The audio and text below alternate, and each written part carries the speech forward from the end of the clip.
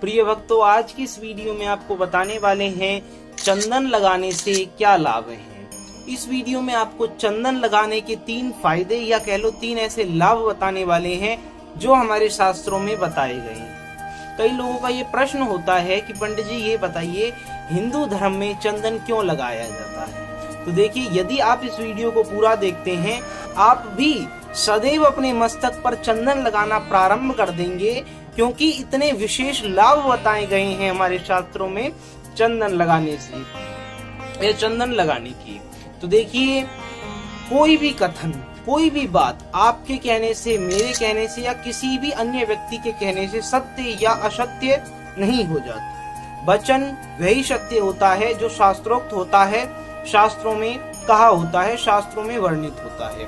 तो हमारे चैनल के माध्यम से जो भी आपको जानकारी दी जाती है वो शास्त्र प्रमाण सहित दी जाती है। तो उसी श्रृंखला में आज की इस वीडियो में आपको शास्त्र प्रमाण सहित ही बताने वाले हैं 3 ऐसे लाभ जो कि चंदन लगाने से होते हैं। चंदन लगाने से हमें 3 विशेष लाभ होते हैं जिनके विषय में आज आप जानने वाले हैं। तो चलिए वीडियो को प्रारंभ करते हैं और आपको ये पावन से जानकारी प्रदान करते हैं। तो राधे राधे प्रिय भक्तों, मेरा नाम है पंडित पंकज शर्मा और आप सभी का मैं स्वागत करता हूं अपने इस YouTube चैनल। देखिए, हमारे शास्त्रों का वचन है, चंदनम महत् पुण्यम पवित्रम पापनाशनम लक्ष्मी तिष्ठते प्रसन्नम सर्वदा। यानी कि जो चंदन का सबसे पहला लाभ है, जो व्यक्ति चंदन लगाता है उसके द्वारा किए गए ऐसे कर्म, ऐसे दुष्कर्म जो कि वह व्यक्ति अनजाने में कर देता है। जैसे कि मान लीजिए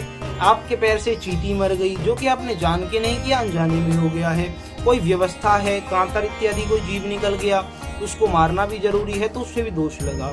तो ऐसे भी अनेक और भी कर्म होते हैं जो कि हमसे अनजाने में हो जाते हैं और वह पाप कर्म होते हैं, तो उनका भी दोष हमें प्राप्त होता है।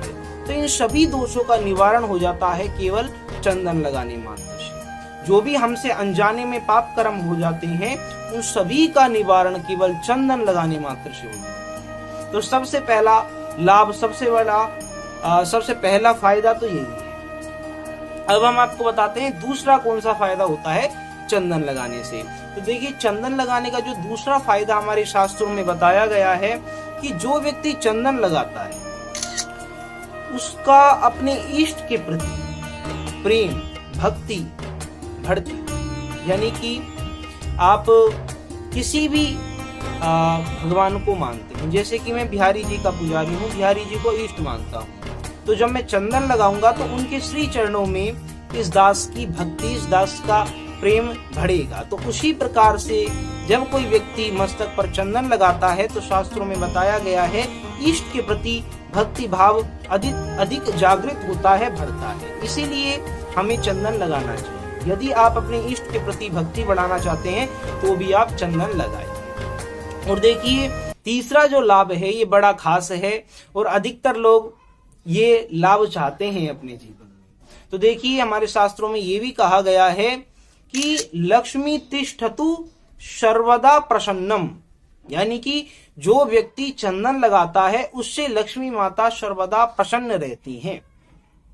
देखिए, साधारण सी बात है, जब आप चंदन लगाएंगे तो हमारे भगवान श्री हरि विष्णु आपसे प्रसन्न होंगे, और जब भगवान श्री प्रसन्न हो गए तो लक्ष्मी माता कहाँ जाएंगी, वो भी आपके साथ ही आ जाएंगी, आपसे प्रसन्न होंगी, और जो भी धन संबंधित समस्याएं आपके जीवन में हैं वो सभी समाप्त होंगी। आपको धन संबंधित, भगवान के प्रेम संबंधित सभी लाभ प्राप्त होंगे।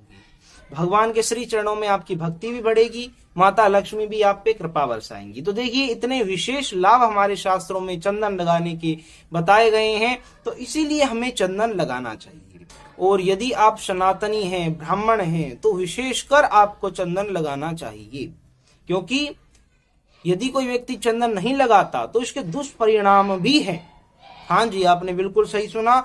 यदि कोई व्यक्ति मस्तक पे तिलक नहीं लगाता, चंदन नहीं लगाता, तो इसके दुष्परिणाम भी हैं। वो मैं आपको अगली वीडियो में बताऊंगा, शास्त्र प्रमाण सहित वे बताऊंगा आपको।